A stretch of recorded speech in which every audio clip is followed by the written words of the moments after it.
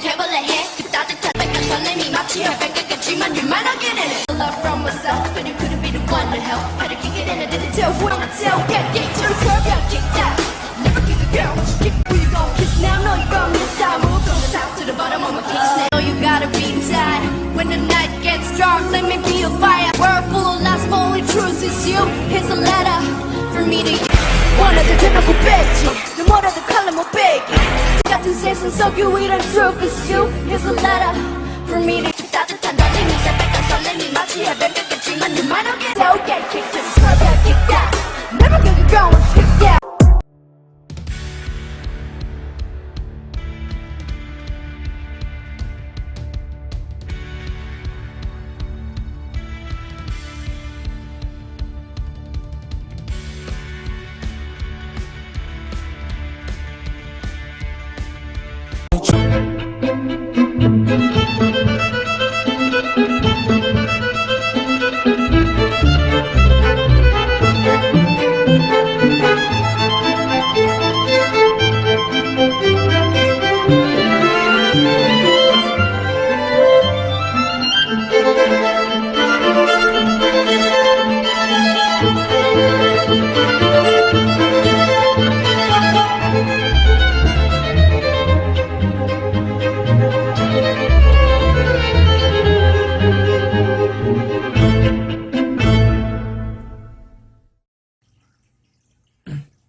안녕하세요. 정치를 품격 있게 풀어드리는 정치클래스TV의 심상만입니다. 정말 치명적인 클래스 정치클래스TV에서는 지난 회부터 전세계 한류를 분석해 시리즈로 올려드리고 있습니다. 동아시아, 동남아시아, 미국, 남미, 유럽, 아프리카까지 과거의 한류부터 현재의 한류 상황까지 자세히 분석합니다.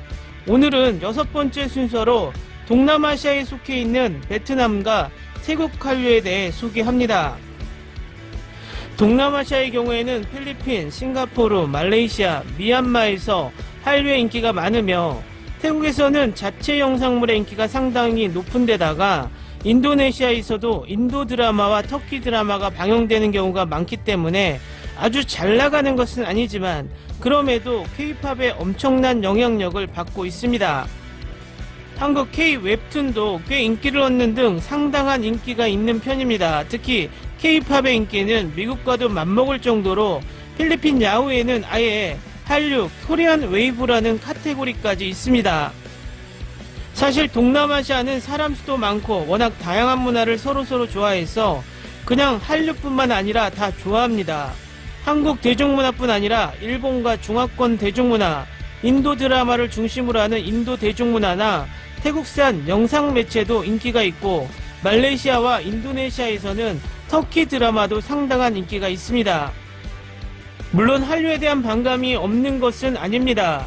학부모들이나 언론 매체에서는 청소년들이나 젊은 층들이 한류에 물들여져서 전통 문화는 경시하고 사치스럽거나 퇴폐적인 문화에 물들여져 가는 거 아니냐는 기사나 의견이 종종 실리기도 합니다. 사실 이런 레파토리가 전 세계 공통이기는 합니다. 한국이나 일본도 과거에는 그런 레파토리가 판을 쳤기는 했습니다. 그래도 마냥 부정적인 기사만 나오는 것은 아니고 한류를 벤치마킹해서 자국의 대중문화를 진흥시켜야 한다는 주장도 많이 나오기도 합니다. 사실 이건 언론사의 성향이나 필진에 따라 달라지기는 합니다. 페이스북이나 트위터 같은 SNS 계정에서 좋아요나 팔로우 등을 하는 동남아시아인들을 역추적해보면 정말 다양한 문화를 많은 사람들이 좋아하는 것을 볼 수 있습니다. 2017년 1월 기준으로 드라마 태양의 후예가 돌풍을 일으키면서 아시아 및 대양주 지역 한류 동호인이 4,010만여 명으로 53% 늘었습니다. 2018년에는 자카르타 팔렘방 아시안게임 폐막식에서 아이콘과 슈퍼주니어가 폐막식 공연을 하기도 했습니다. 한류의 강한 영향력을 보여주는 사례라고 할 수 있겠습니다. 베트남은 같은 사회주의 국가였던 만큼 한류가 유행하기 시작한 배경이 중국과 유사합니다. 1975년 통일 이후 완전한 사회주의 국가를 추구하지만 경제난으로 인해 개혁이 반드시 필요했습니다. 1986년 유명한 도이모이 정책을 시행함으로써 베트남은 사실상 시장경제 체제를 가지게 되었고 이후 계속된 산업화와 현대화 정책을 통해 국민들의 소득이 증가했습니다. 자연스럽게 질 높은 문화 콘텐츠에 대한 욕구가 증대되었지만 베트남 내부에서는 아직 양질의 문화 상품을 생산하기에는 무리였습니다. 이에 따라 베트남 방송국들은 해외 문화에 눈길을 돌립니다. 베트남에 최초로 수입된 일본 드라마는 1994년 방영된 오싱이라는 작품으로 전후의 가난을 극복하는 스토리로 상당한 인기를 끌었습니다. 하지만 그 이후 방영된 드라마들은 일본 셀러리맨들의 생활이나 베트남에서는 아직 익숙하지 않은 현대적 배경을 소재로 하고 있어 실패로 끝났습니다. 이렇게 공감하기 힘든 일본 드라마나 무거운 주제가 많은 중국 드라마를 제치고 가볍게 볼 수 있고 유교 문화를 공유하는 한국 드라마가 선택되었습니다. 베트남에서 최초로 소개된 드라마는 1994년 방영된 KBS작 느낌으로 첫 소개작부터 인기를 끌었습니다. 이후 1999년 5월까지 14편의 한국 드라마가 소개되었습니다. 이 중 가장 히트를 친 드라마는 장동건, 이영애 주연의 의가형제와 중국에서도 인기였던 별은 내 가슴에입니다. 2000년대에는 모래시계, 가을동화 그리고 겨울연가와 대장금이 엄청난 인기를 끌었고 이 두 작품은 한류가 유행한 대부분의 동남아 국가에서 대히트를 쳤습니다. 드라마들이 이처럼 대거 방영된 데에는 국내 기업들의 공도 있었습니다. 삼성이나 LG 등의 대기업들은 TV 광고를 내보내고 광고료를 드라마를 통째로 사서 지불했습니다. 방송국의 입장에서도 시청률이 괜찮게 나오는 드라마를 헐값에 살 수 있으니 받아들였고 기업들은 원 광고료의 몇 배에 달하는 경제 효과를 얻었습니다. 2010년 후반 박항서 감독이 베트남 축구 국가대표팀 U23 대표팀을 맡아 유례없는 성공을 이어가면서 양국 간의 이미지가 좋아지기도 했습니다. 박항서 본인의 베트남 내 인기가 급등하고 위상도 엄청나게 높아진 것은 덤이었습니다. 태국 역시 한류의 영향력이 매우 막강한 곳 중 하나입니다. 태국의 한류는 이미 알려진 대로 K-팝을 중심으로 한 아이돌 팬덤과 온라인 게임이 그 중심축을 이루고 있고 한국 드라마도 여러 번 방송되어서 꽤나 재미를 보기도 했으며 여러 K-팝 그룹들이 태국인들을 멤버로 두고 있다 보니까 자연히 태국인들의 인기도 더욱 커졌습니다. 2000년대 초반부터 중반까지는 한국의 학습 만화가 의외로 꽤 흥행하기도 했고 2010년대 들어서는 한국의 웹툰이 태국어로 번역되어 인터넷에 제법 퍼졌고 2010년대 중반부터는 아예 한국 업체에서 공식적으로 진출하거나 현지 업체와 제휴하면서 한국 웹툰이 널리 퍼지게 되었고 현지 작가들도 모집하고 있는 중입니다. 번역이 시작된 시기도 다른 주요 언어보다 비교적 빠른 편입니다. 게다가 태국 현지 팬들도 K-팝 그룹의 보컬과 랩 그리고 안무를 따라하는 커버 영상까지 올라올 정도입니다. 다음은 BTS를 시청률 미끼로 한 그래미, 미국 포브스가 비난이란 제목의 일본 기사입니다. BTS의 역사적인 첫 그래미 수상이 불발된 가운데 미국에서 다시 화제가 되었습니다. 매체는 그래미 측이 대대적인 선전은 해놓고 수상 목록에서는 제외했다고 분노했다. 그래미 측이 밤을 새우며 BTS의 무대를 홍보하고 팬을 인질로 잡았다는 농담도 나왔습니다. BTS를 시청률 먹이로 뻔뻔하게 사용, 그래미 역사상 가장 적은 880만 명의 시청자를 기록했다고 독서를 퍼부었습니다. 이 기사의 일본 댓글 반응입니다. 확실히 BTS의 공연이 뒤에 곧바로라며 몇 번이나 반복. 공연 리스트도 발표되지 않고 결국 그래미의 시작에서 약 4시간 후에나 출연. 원래 오랜만의 이야기가 아니라 이전부터 주류가 되고 있는 음악은 팝은 다양화하는 장르에 대한 대응하지 못하고 하드록 같은 음악은 오랫동안 홀대되었다. 반면 미국의 역사적인 음악에 대한 책임을 짊어지고 있는 것만큼 이런 곳이 비판을 받고 있다. 공연이 있다면 수상자만 한다든지 시상식 전에 실시하는 등 미끼로 사용하는 것 같은 행위는 자제해 주었으면 한다. 그래미가 매년 선정 발표만으로도 논란을 일으키고 올해 그래미상을 주최하는 협회에서 부정과 여성차별을 횡행하고 있다는 것을 호소하고 있었다.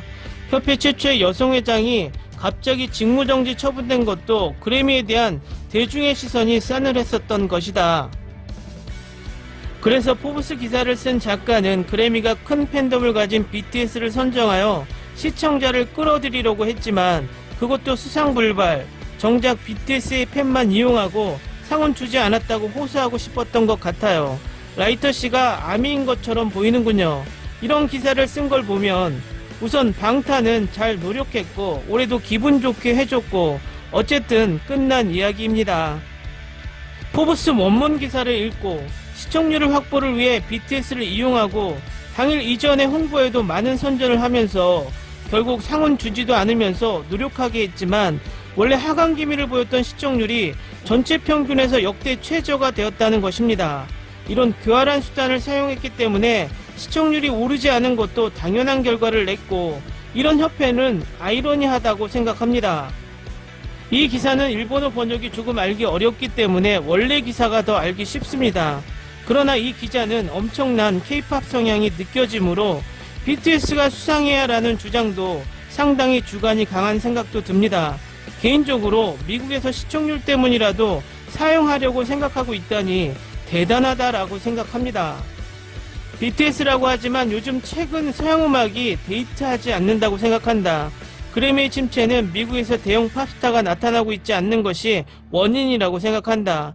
계속 서양음악을 듣고 있지만 살짝 새로운 아티스트는 나타나고 있지만 향후 슈퍼볼에서 공연해줄 것 같은 수준의 아티스트라고는 지난 몇 년 동안 나온 스타는 없는 것 같다. 그래서 이번에도 레이디 가가나 비욘세라든지만 수상하는 것이지. 그래미상은 미국 개최 음악상이니까 올림픽이나 월드컵처럼 국제 개최는 없다. 그래서 미국 자신이 좋아하는 방법으로 해도 아무런 문제가 없고 다른 나라에서 그래미에 대해 이것저것을 불평하는 것은 다르다고 생각한다.